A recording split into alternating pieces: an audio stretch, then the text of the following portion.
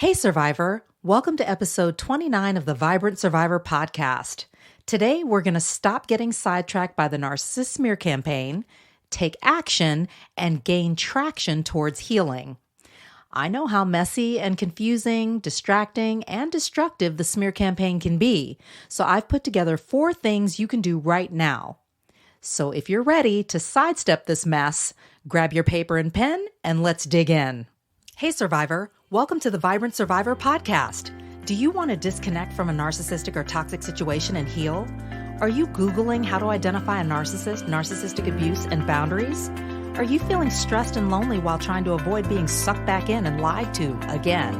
Hey, I'm Leslie. As a busy wife and mom, I fell for the lies and manipulations of narcissists. I wasted my time, talents, and money on users who kept moving the goalposts. I wanted real relationships and business opportunities and to enjoy life with my family. Instead, I struggled with anxiety, panic attacks, and insomnia, and I couldn't trust my body or anybody until I took a holistic approach to healing. In this podcast, you'll find tips for healthy living, trauma healing, and boundaries so that you'll have the freedom, confidence, and inner peace to respond, not react, after narcissistic abuse.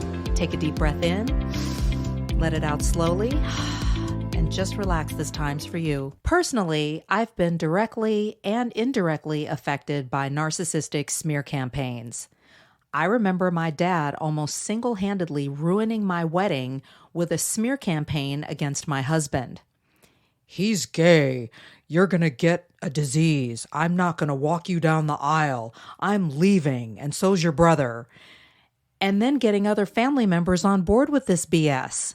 Literally the day before my wedding. Indirectly, I remember helping 2 friends, along with myself, to disconnect from a covert malignant female narcissist that we were dealing with. And this traumatized soul retaliated against us leaving by anonymously calling both of my friends' jobs with wild accusations, lies, and trying to get them fired. I think she claimed to be from some government entity and told each of their jobs that they had disclosed information about somebody in a witness protection program. And I think it's important to talk about this stuff, put it out there so that people can see how ridiculous it is and also how deep the need is for us to really address as a society trauma and to be able to help those who cannot help themselves and to really address the elephant in the room, to nip a lot of these behaviors in the bud by exposing them for what they are and really getting people on board who are willing and able to help these individuals to get the assistance that they need from their own trauma. Because remember, the narcissist has been traumatized as well, and this acting out is oftentimes the result of not having the words or being able to articulate what has happened to them and the painful, shameful things that they have buried and that they just can't articulate, feel too ashamed or too alienated or potentially alienated from society to share vulnerably, humbly. I know I'm kind of reaching for a lot here, but let's just put it out there and call it what it is in hopes that it'll reach people who have the ability to help. So on the one hand, you've got my dad, who was completely bold with his approach. And then you've got someone more covert who's more playing victim, being anonymous, hidden, and trying to manipulate things behind the scenes and make life difficult for 2 tax-paying, hardworking, beautiful people. At the end of the day, the smear campaign is about control.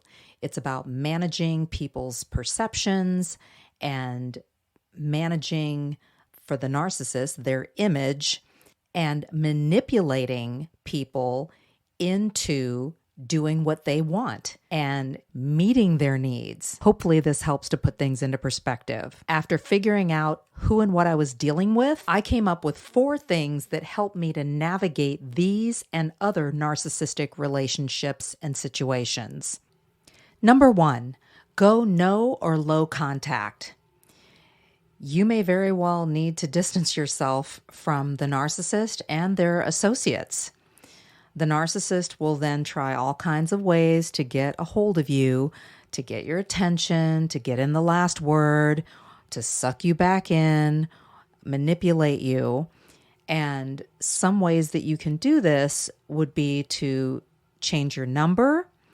You can reduce the communication to text only or possibly email, which will also give you documentation. You can let them leave a voicemail, or you can set some strong boundaries. If it's a relationship that you're not able to easily get away from, like a parent or a sibling or something like that, strong boundaries can help you in that way. Or say if you're in a divorce situation or a custody situation, you may need to utilize an app or possibly a mediator or a combination of both in order to facilitate communication and keep you from getting sucked in and further traumatized by the narcissistic or toxic individual in your life. Number 2, respond, don't react. Narcissists love reactions. They love attention, but refuse at the same time to deal with reality. And they will take positive attention, but they'll also take negative attention. And some of the best things that you can do are to stay calm and grounded. You may need to take some deep breaths. You may need to do some meditation or have a quote or some kind of mantra that you repeat to yourself or affirmation to help you to focus and kind of brace yourself for those kinds of interactions that you don't want. Also, you need to stick to the facts, just the facts, ma'am, and not turn it into an emotional situation. And along with that, documentation. Document.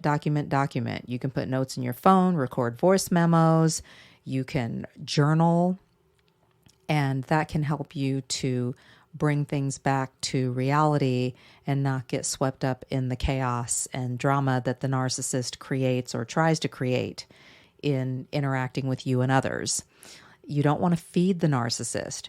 You may, in some cases, need to or be able to laugh it off if they make outlandish accusations. You can present your documentation as a reminder of what the facts are, whether it's in a court or mediation situation or in a one-on-one situation or conversation. And don't forget that no response is a response, and you can remain silent. And I've done that before too.